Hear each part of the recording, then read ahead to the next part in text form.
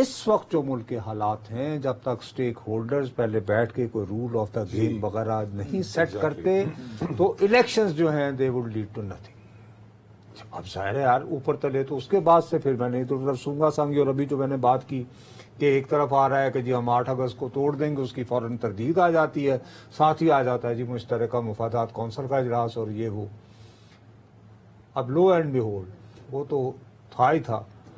بھائی صاحب کا اپنا یہ ٹویٹ ہے، دارالحکومت میں انتخابات کے التوا کے حوالے سے سرگوشیاں عروج پر ہیں. کچھ حکومتی اتحادی بھی اس بے یقینی کی کیفیت کو ہوا دے رہے ہیں. اگر آپ میں مہنگائی سے تڑپتی عوام کا سامنا کرنے کا حوصلہ نہیں تو اس میں ملک کا کیا قصور. التوا کا بوجھ اٹھانے کی سکت اب اس لاغر آئین میں اور نہ ہی نظام میں ہے. تو بجائے اس کے کہ آپ مجھ سے پوچھیں جن صاحب نے یہ کی ٹویٹ، انہی کو جواب دیں کہ آپ نے کیوں کی ہے. اگر آپ ان سے پوچھیں. آپ یہ کہہ رہے ہیں کہ یہ سسٹم اس پوزیشن میں نہیں ہے کہ التوا کا بوجھ اٹھا سکے. نصرت صاحب نے جو حوالے دیے کئی کو تو میں خود انڈورس کرتا ہوں، اور فیلڈ میں رہتے ہوئے میں یہ بات فیل کر رہا ہوں. مطلب ایک رپورٹر کی تو فیلنگ ہوتی ہے نا سر کہ نومبر میں الیکشن نہیں ہو رہے، یہ ایک فیل ہے. میں غلط بھی ہو سکتا ہوں. میرا ایک جملے کا جو جواب ہے وہ تو یہ ہے کہ الیکشن وقت پہ ہونے چاہیے، کسی صورت ان میں ایک دن کی بھی تاخیر یہ تو نہیں خواہش ہونی ہوئی نا چاہیے. کی، اور and I think in the larger یہ انٹرسٹ خواہش آئی ٹینڈ ٹو ایگری ود. یہ خواہش بھی نہیں ہے، یہ آئینی یہ ریکوائرمنٹ. آئینی تقاضا ہے. ٹھیک اور اس سے انحراف جو ہے وہ کسی بھی صورت نہیں کیا جا سکتا. ٹھیک آئی ایگری. لیکن یہ بات آج وثوق سے یہ سوالات کیوں اٹھ رہے ہیں؟ اس لیے سوالات اٹھ رہے ہیں کہ ہمارے ہاں یہ آئینی ریکوائرمنٹ جو تھی، یہ آئینی تقاضا جو تھا، اس کی خلاف ورزی ہوئی پنجاب میں، اس کی خلاف ورزی ہوئی خیبر پختونخوا میں، اور اس کے باوجود الیکشنز نہیں ہوئے جو کہ ہونے چاہیے تھے 90 روز کے اندر. دیکھیں، انتقال اقتدار یہ وہ پیریڈ ہوتا ہے کہ جس پیریڈ کے اندر دنیا بھر کی آپ تاریخ اٹھا کر دیکھیں تو بہت سینسٹیو پیریڈ ہوتا ہے. اور اس پیریڈ میں دنیا میں ایسے ایسے کرائسس نے جنم لیا ہے. ہم اگر اپنی تاریخ دیکھیں، بر صغیر کی آپ تاریخ دیکھیں، تو یہاں پر بادشاہتیں جب تھیں تو انتقال اقتدار کتنا بڑا چیلنج تھا کہ شہزادے آپس میں لڑ پڑے، کسی نے مار دیا کسی کو. اچھا، پھر مغلوں سے پہلے جائیں تب کی ایک تاریخ موجود ہے، اشوکا کی تاریخ موجود ہے، دنیا بھر کی آپ بادشاہتیں دیکھیں. تو پھر یہ جو جمہوری نظام ہے، اس کا ایک سب سے بڑا ایڈوانٹیج یہ ہے کہ اس کے اندر جو ٹرانزیشن آف پاور ہے، جو انتقال اقتدار ہے، وہ پرامن طریقے سے ہونے کی بہت زیادہ چانسز ہوتے ہیں.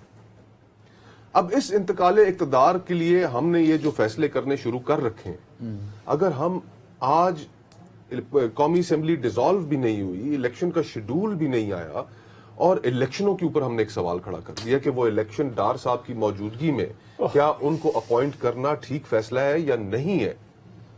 اگر ہم یہ گفتگو کر رہے ہیں تو الیکشنوں کے اوپر ہم نے ایک سوال کھڑا کر دیا. دوسری بات کہ ہم اتنے اس چیز میں اب مہارت حاصل کر چکے ہیں کہ ایک تو 5 سال کا جو پیریڈ ہوتا ہے انتقال اقتدار کا، ٹرانزیشن آف پاور کا، جو بڑا سینسٹیو پیریڈ ہوتا ہے، ہم نے اس سے پہلے بھی ایک سینسٹیو پیریڈ کریٹ کر لیا، اور وہ ہر 3 سال کے بعد ہوتا ہے. آپ کو یاد ہوگا کہ پچھلا پورا سال 6 سال بعد نہیں ہوگا. نہیں، دیکھیں اب پچھلا پورا سال جو جنوری پچھلے سال سے لے کس طریقے سے بے یقینی کی کیفیت کا پورا ملک شکار رہا. تو ہم نے اس 5 سال سے پہلے ایک نیا لوپ بھی کریٹ کر لیا.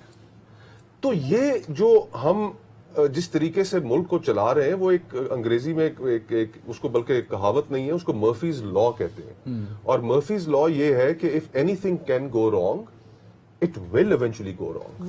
And it will go wrong at the worst possible time. 75 سالوں میں ہم نے اتنی غلطیاں کی ہیں کہ آج ہم ان غلطیوں کے نتیجے جو ہیں، نتائج جو ہمارے سامنے ابھر کر آ رہے ہیں، وہ ہم ان سے ڈیل کرنے کی کیپیسٹی نہیں ہے ہمارے پولیٹیکل لیڈرز میں. No justification, no justification.